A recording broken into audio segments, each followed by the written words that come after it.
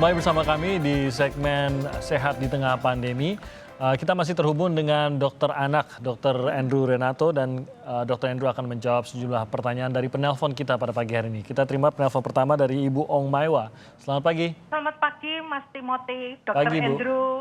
Selamat pagi, Bu. Ya, saya mau nanya, saya punya cicit dok, umurnya 9 bulan 13 hari, sudah almarhum dokter. Tuh, Lalu anak ini umur 4 bulan, infeksi dok di penisnya, lalu sunat. Dia lahir sudah divaksin dengan BCG. Tetapi dengan berjalannya waktu dok, batuk dokter. Nah sekarang pertanyaan saya, karena baby itu lahir kan divaksin dok. Kenapa dia kok batuk, tidak sembuh-sembuh, ternyata divonis pneumonia. Nah, pertanyaan saya dok, apakah setiap baby itu harus divaksin dokter? Mohon penjelasannya. Ada yang tidak divaksin, alhamdulillah sehat dokter. Terima kasih dokter Andrew. Ya. Baik, terima kasih Ibu Ong Maiwa. Nanti akan dijawab oleh Dr. Andrew. Kita terima dulu telepon dari Ibu Maya di Maumere. Selamat pagi Ibu Maya. Halo, selamat pagi Ibu Maya. Oke, terputus dengan Ibu Maya. Kita ke Ibu Ita. Selamat pagi Ibu Ita. Halo, selamat pagi, Mas Timothy sama dokter. Silakan Bu Ita pertanyaannya. Gini dok, saya ini kan terkonfirmasi positif sama kedua saya nih. Itu 8 tahun sama 16 tahun. Dan kami isolasi mandiri nih di rumah. Nah, tapi hasil swab ketiganya masih positif dok. Terutama tuh aku khawatir buat anak aku tuh treatmentnya seperti apa ya, karena suka bersih-bersih. Efeknya terhadap anaknya begitu ya Bu Ita? Iya, maksudnya kan kami tuh masih positif nih swabnya, jadi nggak dikasih obat juga kan, karena kita isolasi mandiri. Jadi kata saya, maksudnya kalau bersin itu gimana ya dok? Apa perlu saya ke rumah sakit apa bagaimana gitu? Oke, ini berarti positif COVID begitu Bu Ita ya? Iya benar. Ibu bertiga di rumah positif COVID atau ada lagi yang di rumah? Saya bertiga, awalnya kan mama saya, cuman ternyata kan saya kontak sama mama saya, jadi ternyata pas di swab 5 orang saya sama 4 anak saya tuh yang positif bertiga sama 2 anak. Yang 2 sekarang lagi isolasi di tempat lain. Mereka negatif. Saat ini sudah negatif? Mereka yang 2 negatif. Kalau anak saya nih bertiga sama saya belum, masih positif. Oke. Dan sudah 3 kali swab ya Bu? Udah, iya, makanya maksudnya treatment apa vitamin apa yang sekiranya bisa bikin selnya negatif gitu loh dok. Tapi Ibu sendiri ada gejala atau merasa sehat saja? Saya sih nggak ada gejala yang spesifik seperti apa, cuman kadang memang tenggorokan masih ada kayak berlendir gitu. Oke, gitu ya Bu. Baik, Gitu. terima kasih Bu Ita. Semoga segera cepat sembuh. Semoga cepat menerima hasil negatif Bu. Oke, ini mungkin nanti Dr. Andrew bisa memberi masukan. Ada anaknya juga masih berusia 8 dan 16 tahun yang positif juga. Nah, kita mungkin jawab dulu dari pertanyaan Ibu Ong Maiwa, Dr. Andrew, terkait dengan pemberian vaksin tadi. Silakan dok. Oke, baik. Berduka ya Bu, anaknya cicitnya 9 bulan ya. Tapi mengenai vaksin nih, saya jawab dulu. Vaksin BCG ini dia khusus untuk mencegah tuberkulosis ya, TBC. Tapi tidak semua TBC bisa dicegah, terutama TBC yang berat. Makanya masih ada orang yang divaksin BCG masih bisa kena penyakit. Tapi diharapkan setelah divaksin BCG dia nggak sampai kena TBC yang berat yang sampai membuat disability atau gangguan seumur hidup itu. Nah, mengenai anaknya yang saat usia 4 bulan terkena pneumonia ya, atau radang paru ya, itu banyak sih penyebab yang bikin pneumonia. Jadi penyebabnya sendiri ya bisa dari prematur, kurang tidak ASI eksklusif, masih banyak lagi. Tapi yang jelas penyebab pneumonia sendiri bisa virus, bisa bakteri, dan itu banyak banget, tidak semuanya ada vaksinnya. Nah, kalau Ibu menanyakan anak lain yang tidak divaksin kenapa sehat?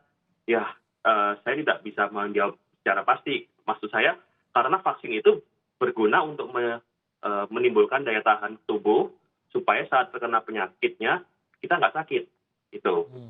Kalau dia nggak divaksin, lalu nggak pernah kena penyakit, ya otomatis antibodinya otomatis dia nggak akan sakit. Tapi kalau misalnya anak divaksin, kena penyakitnya itu, dia nggak jadi sakit, itu yang diharapin. Jadi sebaiknya memang tetap divaksin, karena penyakit yang dibuat vaksin itu biasanya penyakit yang udah umum atau udah cukup banyak korbannya. Tapi jangan lupa masih banyak lagi penyakit di luar sana yang virus atau bakteri di luar sana yang menyebabkan pneumonia yang belum ada vaksinnya. Gitu. Oke. Nah, itu satu. Jadi tetap saran saya tetap sebaiknya vaksin. Karena apa? Vaksin itu udah terbukti mengurangi jauh dibandingkan kalau nggak divaksin. Gitu. Dan itu termasuk virus-virus yang cukup umum dan yang berat, yang mudah sangat menular berat, begitu ya. Karena sulit membuat vaksin. Kita lihat zaman sekarang ini membuat vaksin itu nggak segampang harapin ada vaksinnya ada gitu. Oke, baik, semoga itu menjawab pertanyaan Ibu Ong Maiwa. Kita ke pertanyaan dari Ibu Ita tadi mengenai apa yang bisa dilakukan ya dok, karena sudah 3 kali tes swab masih saja positif dan Ibu Ita mengkhawatirkan juga mengenai kondisi anak-anaknya kalau jangka panjang ini tidak bisa negatif COVID-19.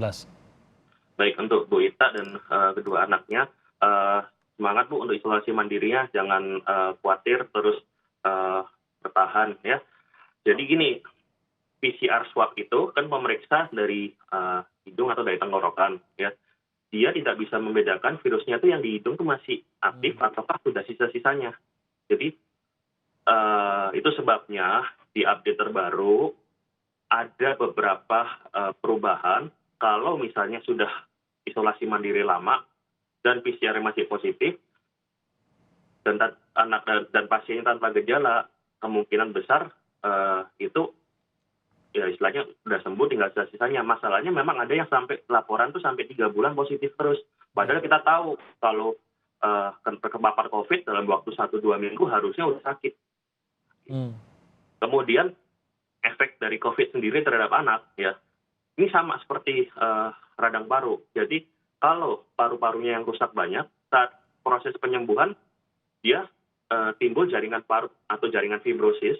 Jadi fungsi parunya itu nggak terlalu bagus, sama seperti kulit kita kalau lukanya dalam ada bekasnya, dan bekasnya itu tidak semulus kulit pertama lagi kan. Nah, sama nanti kalau di paru-paru timbul kayak gitu, ada yang bisa mengganggu nafas. Tapi seberapa parah gangguannya? Karena apa? Paru kita ini sangat banyak kemampuannya. Jadi dalam proses sehari-hari kita mungkin nggak akan berasa bedanya.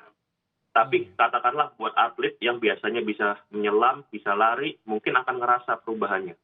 Jadi kalau dibilang ada perubahan, pasti ada sedikit atau banyak tergantung luas kerusakannya. Tahunya dari mana? Ya pemeriksaan misalnya ronsen toraks, misalnya CT scan toraks. Ini untuk khusus pada COVID yang ke paru-paru. Kenapa? Karena ada COVID yang lain, yaitu ke saluran pencernaan dan masalah lain dan tempat-tempat lain lagi yang sedang dicari kemana saja. Tapi yang jelas kalau di paru yang paling sering terjadi ada perubahan. Nah, gitu. Kemudian kalau memantau ya.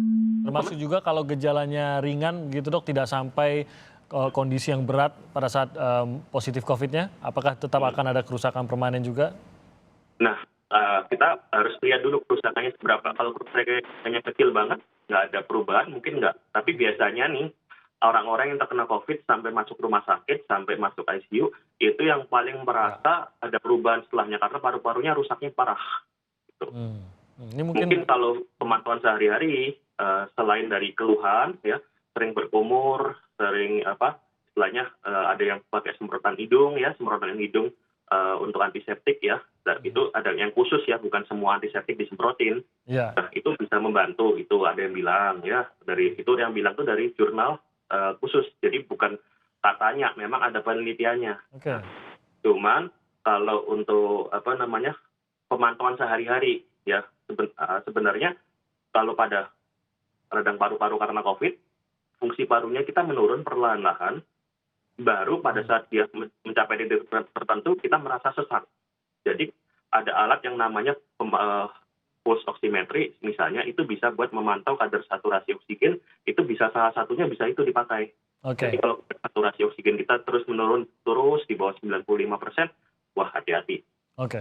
Baik, Dr. Andrew terima kasih banyak atas waktunya di Sehat di Tengah Pandemi Sapa Indonesia Pagi pada pagi hari ini. Sehat terus Dr. Andrew dalam bertugas.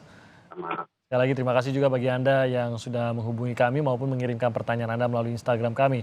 Besok kami akan kembali menghadirkan dokter lainnya, ada dokter spesialis kandungan yang akan kami hadirkan besok di Sapa Indonesia Pagi. Jadi Anda bisa mengirimkan pertanyaan Anda mulai dari sekarang melalui Instagram kami di @sapaindonesia_kompas.tv atau siapkan pertanyaan Anda dan Anda bisa menghubungi kami melalui telepon besok pada saat kami live sejak pukul 7 pagi hingga pukul 9.30 di nomor telepon 021 5366 0500. Sehat di Tengah Pandemi akan kembali lagi besok di Sapa Indonesia Pagi.